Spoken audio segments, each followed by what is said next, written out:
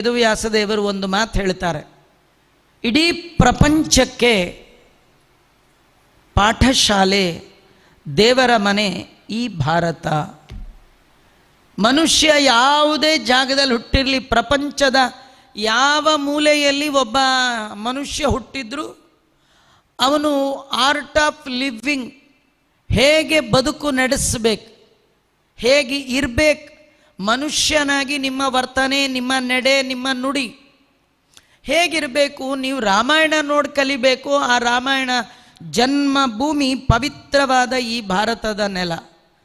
ನಿಮ್ಮದು 25 ಸೆಂಟ್ ಜಾಗ ಇರಬಹುದು, 60 ಚದರ ಮನೆ ಕಟ್ಟಿರಬಹುದು, ಆದರೆ ಪ್ರಾರ್ಥನೆ ಮಾಡಲಿಕ್ಕೆ ದೇವರ ಮನೆಗೆ ಬರ್ತೀರಿ. ಹಾಗೆ ಇಡೀ ಬ್ರಹ್ಮಾಂಡ ದೇವರ ಮನೆ, ಇಡೀ ಜಗತ್ತು ದೇವರದು. ಆದರೆ ಇಲ್ಲಿ ಅಧ್ಯಯನ ಮಾಡಬೇಕು, ಇಲ್ಲಿ ಪ್ರಾರ್ಥನೆ ಮಾಡಬೇಕು ಅಂದರೆ ನೀವು ಬರಬೇಕಾದ ದೇವರ ಮನೆ ಈ ಭೂಮಂಡಲದಲ್ಲಿ ಯಾವುದು? ಈ ಭಾರತ.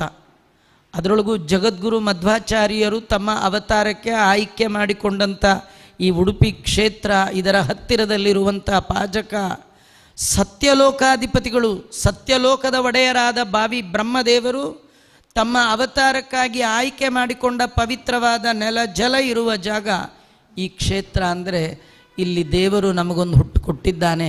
ನಾವೆಲ್ಲ ದೇವರ ಮನೆ ಒಳಗೆ ಹುಟ್ಟುಬಿಟ್ಟಿದ್ವಿ. ಎಲ್ಲರೂ ಆಸ್ಪತ್ರೆಯಲ್ಲಿ ಹುಟ್ಟುತ್ತಾರಲ್ಲ, ನಾವು ಇದು ದೇವರ ಮನೆ. ಮಧ್ಯೇಪಿ ಕರ್ಮ ಭುವಿ ಭಾರತ ನಾಮ ಖಂಡೇ. ಸಮಗ್ರವಾದ ಈ ಭರತ ವರ್ಷದಲ್ಲಿ ನೀವು ಅಮೇರಿಕಾ ತಗೊಳ್ಳಿ, ಆಫ್ರಿಕಾ ತಗೊಳ್ಳಿ, ಇದೆಲ್ಲ ಕಣ್ಣಿಗೆ ಕಾಣುವ ಎಲ್ಲ ಜಾಗವು ಭರತ ವರ್ಷ. ಅದರ ಒಳಗೆ ಕರ್ಮ ಭೂಮಿ ಭರತ ಖಂಡ, ನಾವು ನೀವು ವಾಸ ಮಾಡುವಂಥ ಅತ್ಯಂತ ಪವಿತ್ರತಮವಾದ ಜಾಗ. ಈ ಜಾಗಕ್ಕೆ ಜಗತ್ತಿನ ಮೂಲೆ ಮೂಲೆಯಿಂದ ಬಂದು ಕೃಷ್ಣನ ಬಗ್ಗೆ, ರಾಮನ ಬಗ್ಗೆ ತಿಳಿದು ತಮ್ಮ ಜೀವನದಲ್ಲಿ ಕೃಷ್ಣನ, ರಾಮನ ಗುಣಗಳು, ರಾಮನ ನಡೆ, ಕೃಷ್ಣನ ನುಡಿ.